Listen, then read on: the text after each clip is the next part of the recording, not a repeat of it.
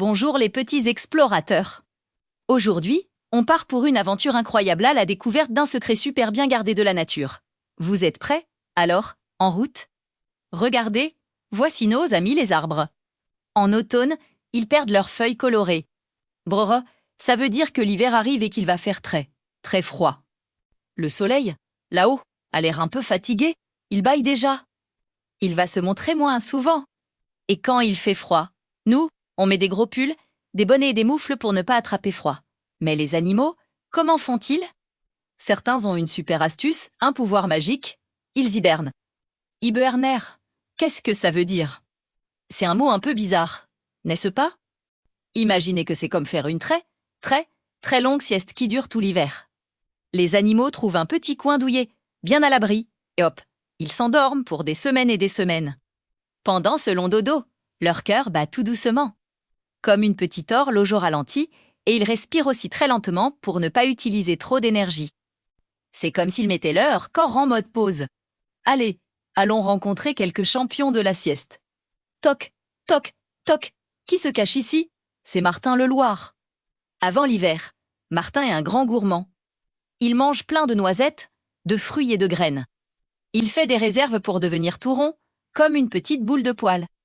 Ça lui donne toute l'énergie dont il a besoin pour son long sommeil. Puis, il se roule en boule dans son petit gué. Chut! Il dort profondément jusqu'au printemps. Oh! Et qui voilà qui se dandine? C'est Barnabé, notre ami l'ours. Attention, l'ours est un peu différent. On dit qu'il hiverne, mais en réalité, il fait plutôt un gros dodo moins profond. Il peut même se réveiller s'il y a du bruit. Avant l'hiver, comme Martin le Loir, il mange énormément pour avoir une bonne couche de graisse qui le tiendra au chaud. C'est son pull intégré.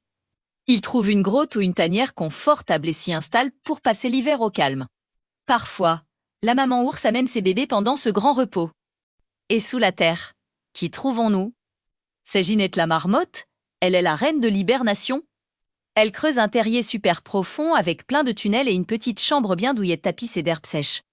Toute sa famille s'y blottit pour se tenir chaud. Pendant son sommeil, son cœur peut battre seulement 5 fois par minute. C'est moins vite que le tic-tac d'une montre. Elle ne se réveille que lorsque la neige fond et que les premières fleurs du printemps pointent leur nez. Mais attention, tous les animaux ne dorment pas. Regardez cet écureuil malin. Il ne fait pas de longues siestes. Lui, il a passé tout l'automne à cacher des noises et des glands un peu partout dans la forêt. Pendant l'hiver, quand il a un petit creux, il sort de son pour aller chercher son goûter. Il est super prévoyant. Et les oiseaux? Beaucoup s'envolent vers des pays plus chauds où il y a plein de soleil et d'insectes à manger. On appelle ça la migration. Ils font un long voyage et reviennent nous voir au printemps.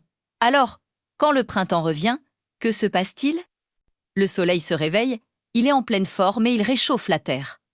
La neige fond, les fleurs poussent et les arbres retrouvent leurs feuilles. C'est le signal pour nos amis les dormeurs. Ils s'étirent, baillent un bon coup et sortent de leur cachette. Ils ont très faim après ce long sommeil. Ils sont prêts pour de nouvelles aventures. Gambader, jouer et manger tous leurs sous. La forêt redevient pleine de vie et de chants. C'est une grande fête. Hibernation, migration, réserve de nourriture. Chaque animal a sa propre solution pour passer l'hiver bien au chaud et en sécurité. C'est incroyable comme la nature est bien faite, n'est-ce pas?